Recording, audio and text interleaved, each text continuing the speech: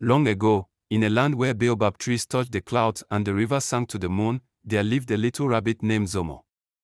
Zomo was not strong like the lion, nor tall like the giraffe. But he was clever, so clever that even the elders watched him closely. Zomo was tired of being underestimated. "I want wisdom," he declared one day. "Not just any wisdom, I want the wisdom of the world." The people laughed. "Wisdom is not for tricksters and troublemakers," they said. So Zomo went to the sky god, who lived atop the mountain of thunder. "I want wisdom," Zomo pleaded. "All of it." The sky god, old and wise, looked down.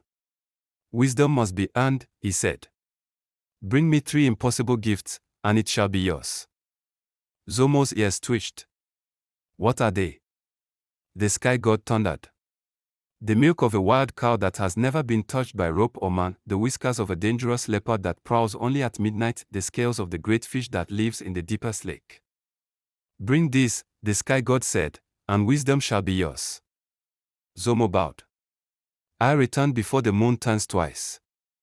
The first task, the wild cow. Zomo journeyed to the grassy plains where the wild cows roamed. He saw the biggest, widest cow chewing cud beside a thorn bush. No rope had touched her. She was known to chase lions. "I can't outrun her," Zomo said, "but I can outthink her." He gathered sweet mangoes and set them in a trail that led to a trap made of vines. When the cow followed the mangoes, she stepped into the loop. Zomo didn't tie her, just enough to make her stumble and spill her milk into a gourd he had placed below.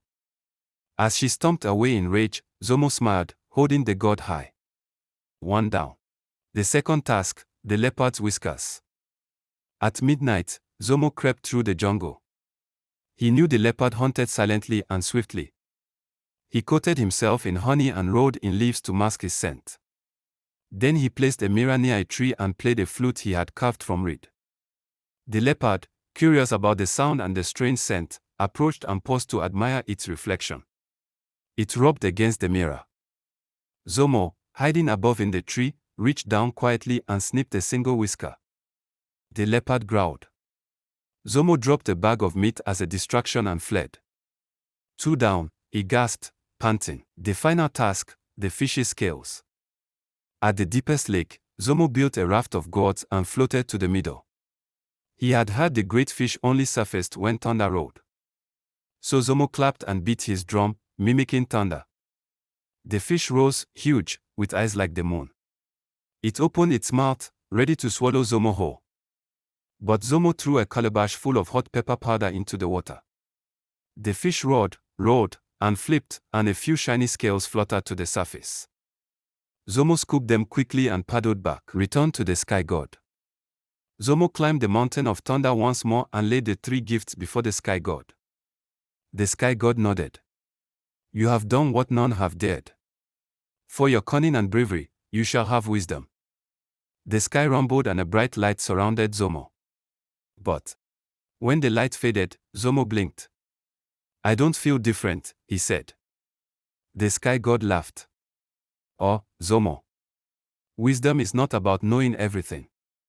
It is about knowing when to act, how to think, and who to trust." And with that, Zomo realized, the journey itself had made him wiser. Moral of the story: wisdom is not a prize to be given, it is a path to be walked. Cleverness can open doors, but patience and humility keep them.